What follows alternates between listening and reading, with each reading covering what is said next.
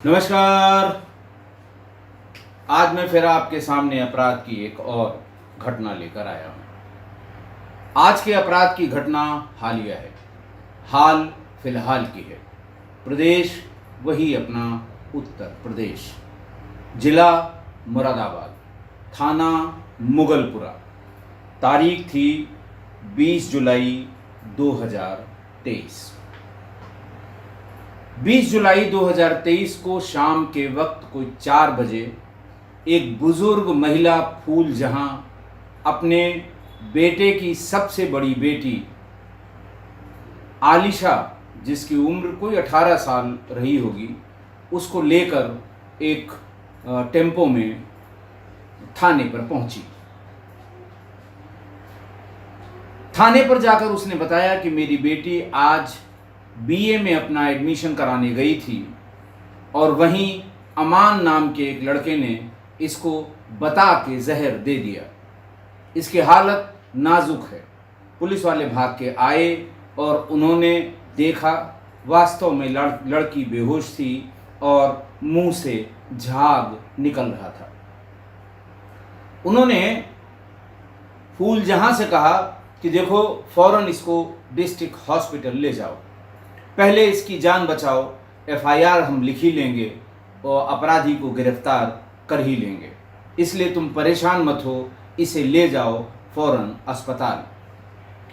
फूलजहां उसे लेकर अस्पताल गई।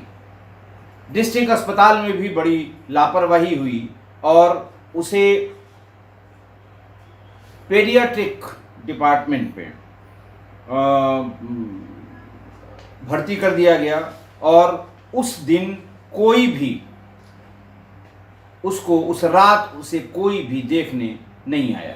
उसकी सुधि नहीं ली किसी डॉक्टर ने।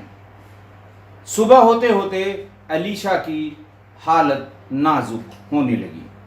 सीरियस होने पर भाग दौड़ की फूलजहां ने, तो उसको ये बताया गया कि इसकी तबीयत ज़्यादा ख़राब है, इसे हायर सेंटर यानी बड़े हॉस्पिटल ले जाइए। इस बीच में मदद मरीज के लिए उसकी एक मौसेरी बहन मुस्कान भी वहां पहुंच गई। फूलजहां और मुस्कान उसको लेकर वहां से हॉस्पिटल से फिर मुगलपुरा थाने आए। बोले, साहब देखिए, इसकी तबीयत अब बहुत नासाज है, बहुत सीरियस हो गई है। डॉक्टर्स ने भी लिख दिया है कि ये सीरियस है, इसको हायर सेंटर यानी बड़े हॉस्पिटल के लिए रेफर कर दिया है। कम से कम अब तो मेरी एफआईआर लिख ली जाए। मुगलपुरा थाने के पुलिस वालों ने उससे कहा कि तुमको जान बचाने की फिक्र नहीं है कि बच्ची की जान बचाओ, तुम्हें बस यही लग रहा है कि पुलिस फ़ौरन उसको अरेस्ट कर ले, जाइए पहले इसकी जान बचाइए।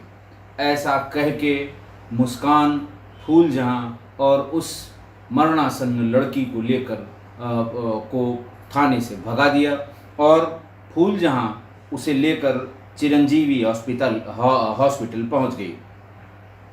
वहां भर्ती होने के 6-8 घंटे बाद तक भी उसकी हालत में कोई सुधार नहीं हुआ और फिर उसको वहां के डॉक्टर्स ने भी हायर सेंटर में रेफर कर दिया कि आप बड़े सरकारी अस्पताल में इसका इलाज कराइए।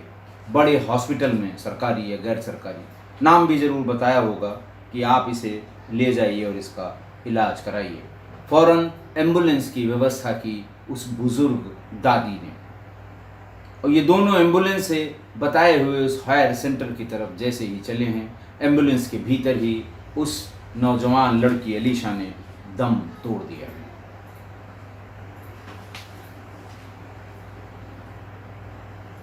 जैसे ही उसने दम तोड़ा, वैसे ही फिर मुस्कान और फूलजहां भाग के आ गई थाने मुगलपुरा पर और कहा कि लीजिए साहब, अब तो वो लड़की भी मर गई, अब भी एफआईआर लिखी जाएगी कि नहीं लिखी जाएगी। पुलिस वालों को लगा कि बात या पानी अब नाक के ऊपर हो गया है, अब हमें एफआईआर लिखनी ही पड़ेगी। पता नहीं कोई क्या दोष है इस पुलिस में, जिसमें मैं इतने सालों रह के आया हूँ, अपनी आंखों से भी देखा है मैंने इसे। एफआईआर लिखने में जो हीला हवाली होती है, कोई उत्तर प्रदेश पुलिस की बात नहीं कर रहा हूं, किसी भी पुलिस की बात कर रहा हूं। एफआईआर लिखने के नाम पे 150 रेडीमेड बहाने बता दिए जाते हैं। पहले ये करा लीजिए, पहले वो करा लीजिए, फ़ोटो ले आइए, कहाँ की बात है, इस थाने की नहीं है, उस थाने की है, कहाँ पर घटना शुरू हुई थी, जहाँ से घटना शुरू हुई थी वहाँ जाके लिखाइए। मतलब मैं आपको बता नहीं सकता हूँ, 150 बहाने हैं अपने यहाँ से उस वादी को टरकाने के। बहरहाल जब उन्होंने मृत्यु की सूचना दी, फ़ौरन तहरीर पे मुकदमा लिखा गया, पुलिस फ़ौरन हॉस्पिटल पहुंची, वहां से बॉडी को कब्जे में लिया, सील बंद किया, उसका पंचनामा किया, पोस्टमार्टम के लिए जिला अस्पताल भेज दिया गया।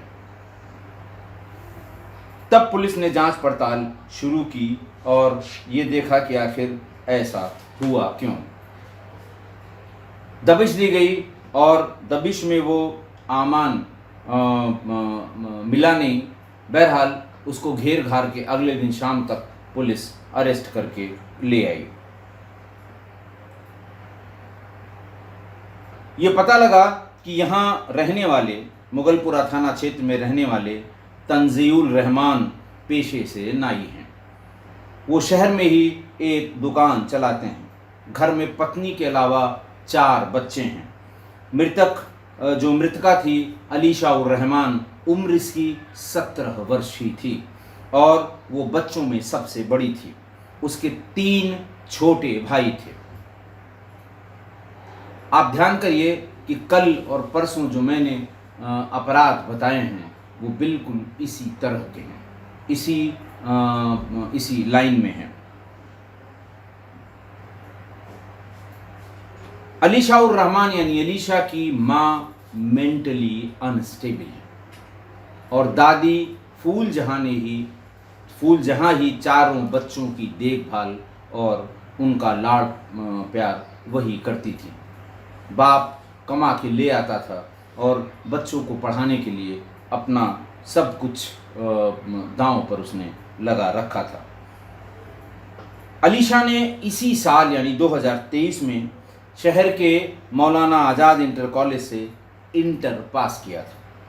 उसे ग्रेजुएशन में एडमिशन लेना था और घटना वाले दिन ही यानी 20 जुलाई को वो एडमिशन लेके ही वापस वो घर की तरफ चली थी या घर को चलने वाली थी। उसकी बहन मुस्कान ने, उसकी चचेरी बहन मुस्कान ने बताया कि 20 जुलाई को वो जो कॉलेज में एडमिशन की फॉर्मेलिटीज़ पूरी करके लौट रही थी, तभी आमान उसे मिल गया, जो एडमिशन की फॉर्मेलिटी के समय ही उसके साथ था। ऐसा लग रहा था कि वो भी अपना एडमिशन ही कराने गया था। मैंने जो बातचीत सुनी उससे ये लगा कि आमान के पास किसी तरह से अलीशा का मोबाइल फ़ोन आ गया था। अलीशा उससे अपना मोबाइल फ़ोन देने के लिए कह रही थी और आमान ये कह रहा था कि रेस्टोरेंट में चलना होगा वरना ये मोबाइल फ़ोन तुम्हें नहीं मिल सकता। अलीशा को वो ज़बरदस्ती रेस्टोरेंट में ले गया। मैंने देखा कि ये अलीशा और आमान रेस्टोरेंट में गए हैं। मैं वहीं से वापस अपने घर आ गई।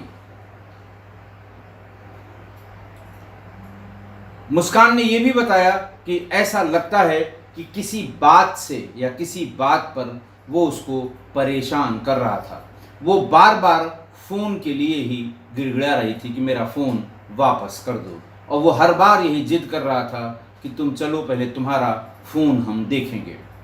रेस्टोरेंट में, वहाँ पर रेस्टोरेंट में ले गया और ऐसा लगता है 1-2 थप्पड़ भी उसने उसको रास्ते में रेस्टोरेंट में जाते समय मारे थे।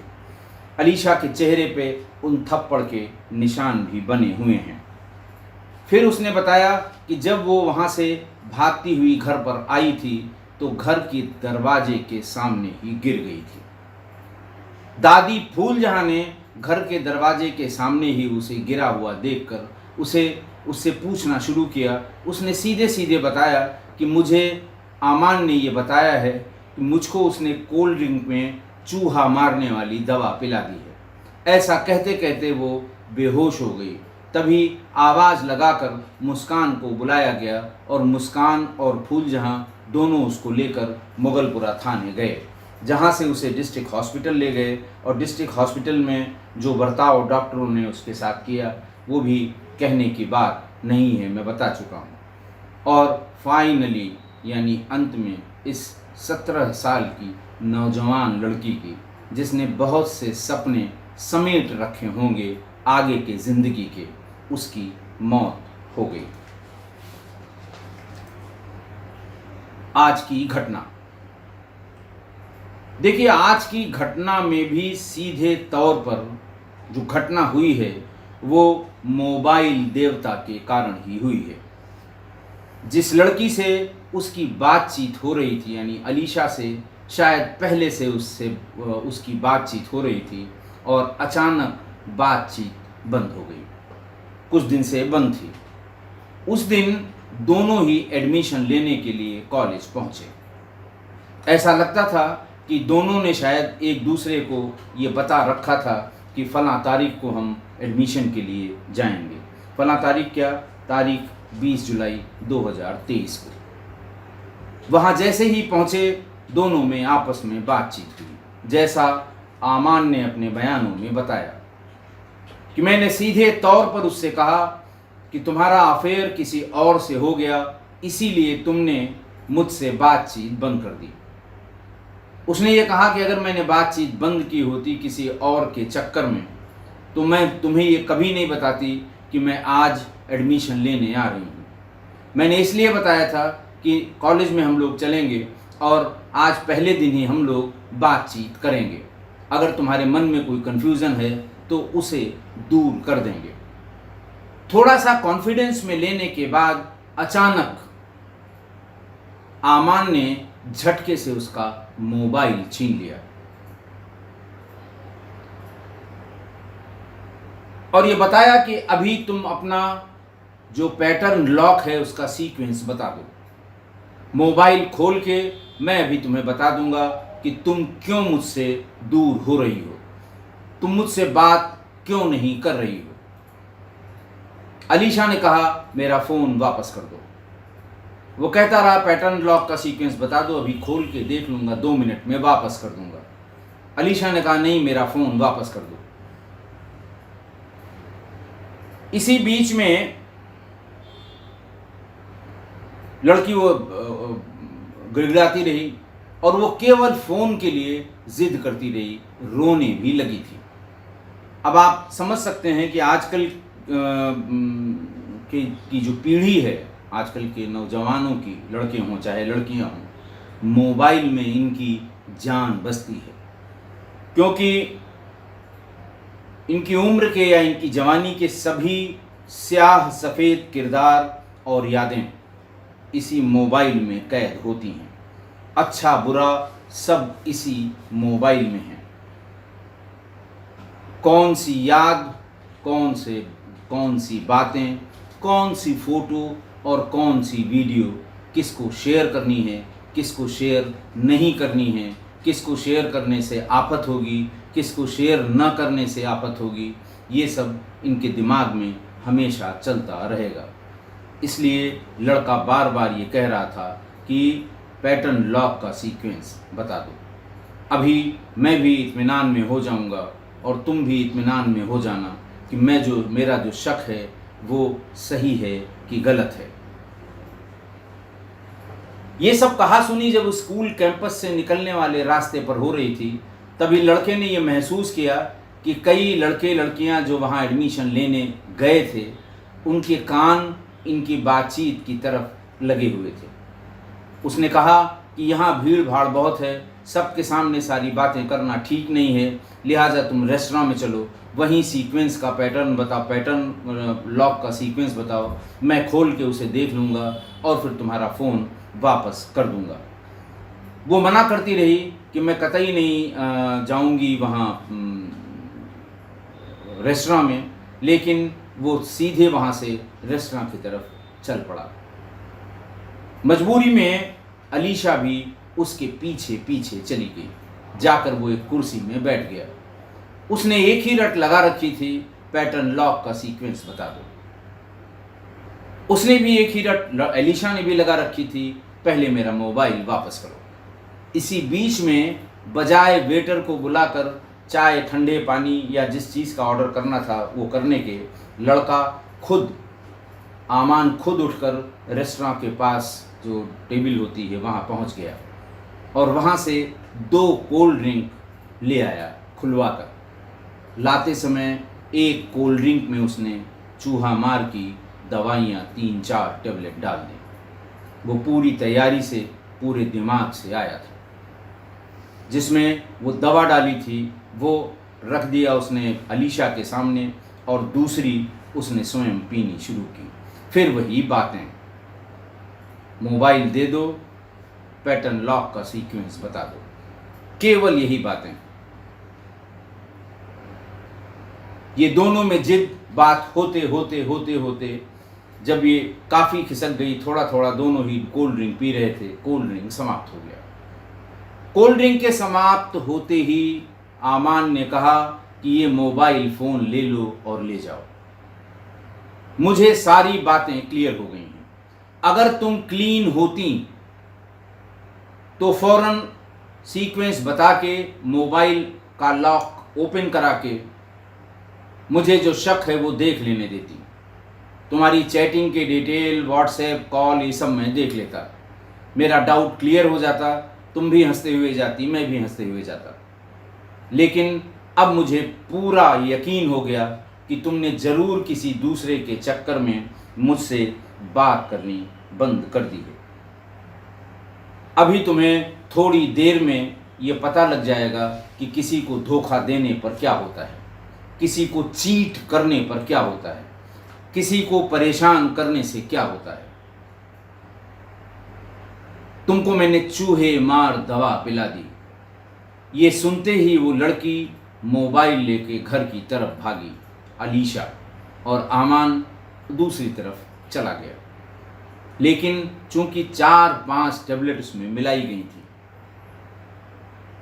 वो घर के दरवाजे पर पहुंचते पहुंचते बेहोश हो गई और अपनी दादी फूलजहां को पूरी बात बता दी। देखिए, ये चलन जब से ये सोशल मीडिया ऐप्स, प्लेटफॉर्म्स ये सब आए हैं, चैटिंग के तमाम ऐप्स चलने लगे हैं, सबके लिए ये आसानी हो गई है। एक दूसरे से बातचीत करना, नया मिल गया फिर उससे बातचीत शुरू करना, पुराने वाले को पीछे छोड़ देना, लड़का हो या लड़की हो। और जब शक गहराने लगता है तो सबसे पहले बात शुरू होती है, लॉगिन आईडी और पासवर्ड बताओ, हमें देखना है कि क्यों तुम्हारा व्यवहार एकदम बदल गया है। या फिर सीधा सीधा आरोप लगा दिया जाता है कि लॉगिन आईडी और पासवर्ड अभी बताओ, मैं बताता हूं कि तुम्हारी फलां से क्या बात होती है, और जितना मैंने तुम पर पैसा खर्च किया है वो पैसा वापस करो। ये बड़ा सामान्य सा हो गया है, जो मैंने अपनी नौकरी में तमाम आरोप प्रत्यारोपों से संबंधित इस तरह के अपराध की घटनाओं में देखा है। उसके बाद जब ये लॉगिन आईडी पासवर्ड में फेल हो जाते हैं, तब कोशिश करते हैं कि किसी तरह से मोबाइल हाथ लग जाए। एक बार मोबाइल हाथ लग जाए तो सारा सब कुछ क्लियर हो जाए, बताने के लिए भी और खुद के समझने के लिए भी।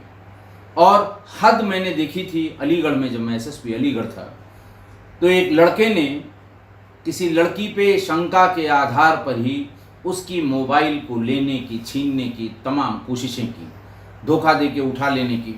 जब कामयाब नहीं हुआ तो प्रोफेशनल चेन स्नैचर्स या प्रोफेशनल फ़ोन स्नैचर से उसने संपर्क किया, दिखाया कि ये लड़की इतने बजे एएमयू से बाहर निकलती है और इतनी दूर पे जाके वो टेम्पो टैक्सी या अपनी वो इस्तेमाल करती है। इस बीच में वो कोई कॉल आती है तो वो बात ज़रूर करती है। हमेशा वो दाहिने फ़ोन से दाहिने कान में लगा कर चलती है। फलां जगह से फलां जगह के बीच में इसे छीन लिया जाए, और उसके लिए मोटी रकम दी गई थी और उसका फ़ोन छीन भी गया, मुकदमा भी लिखा गया। वो गिड़गिड़ाती रही कि साहब हमारा फ़ोन कैसे भी मुझे दिला दीजिए, मेरे लिए डाटा बहुत ज़रूरी है। मोबाइल का लॉक तोड़ने वाले हर चौराहे पर हैं। मोबाइल लॉक तोड़वा के और उसके कंटेंट जिसके चक्कर में वो था वो उसको मिल गया। तो मैं किस्सा कोई परिवार से यही कहूँगा कि अगर आपके मोबाइल में इतने रहस्य भरे हैं जो आपकी सेहत के लिए ठीक नहीं है, अगर किसी दूसरे को वो रहस्य पता लग जाए, किसी दूसरे का मतलब किसी लड़के लड़की, पति पत्नी, भाई बहन, किसी दूसरे को पता लग जाए तो जीवन में कठिनाई होगी। और आपको पता है कि ये रहस्य हमारे मोबाइल फ़ोन में हैं, तो उसका सार्वजनिक इस्तेमाल कभी न करें।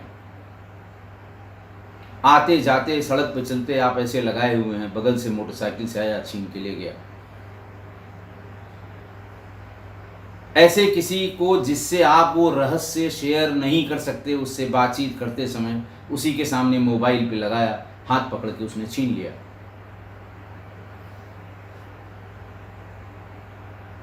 कतई सार्वजनिक इस्तेमाल न करें। अगर आप जानते हैं या आप ही जानते हैं कि आपके पास कौन से रहस्य आपके मोबाइल फ़ोन में कैद हैं, कौन सी बातें किसी दूसरे के लिए बहुत ज़्यादा ख़राब हो जाएंगी, किसी तीसरे के लिए बहुत ज़्यादा ख़राब हो जाएंगी, आपसे अधिक किसी को नहीं पता है।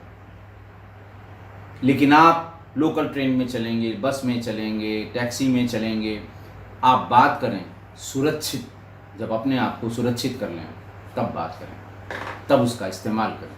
फिर इत्मीनान से जब आप शांति में हों, जब आप घर पे हों, तो आप उससे चाहे जो करें। लेकिन आपको हमेशा ध्यान रखना चाहिए कि अगर आप तमाम रहस्य लेकर अपने मोबाइल में घूम रहे हैं तो पता नहीं किसकी नज़र आपके मोबाइल के कंटेंट में है। मोबाइल पर नहीं, मोबाइल के कंटेंट पे है। इसलिए उसका इस्तेमाल करते समय आप सावधानी ज़रूर बरतें। आशा है आप मेरी इस बात से सहमत होंगे। आज के लिए इतना ही। बहुत बहुत धन्यवाद।